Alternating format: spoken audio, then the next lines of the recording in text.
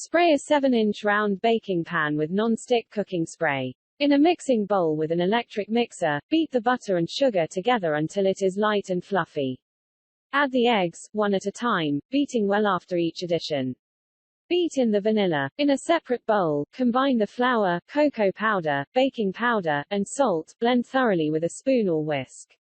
Add the dry ingredients to the first mixture and beat on low speed just until blended. With a spoon or spatula, fold in the chocolate chips and chopped nuts. Spread the batter in the prepared pan and cover with foil. Add 1½ cups of water to the Instant Pot in a pot and put a baking sling in the pot. Secure the Instant Pot lid and ensure the steam release valve is in the sealing position. When the brownies are cool, place the semi-sweet chocolate in a bowl and set it aside. Pour the heavy cream into a saucepan. Slide a knife around the side of the pan to loosen the brownies.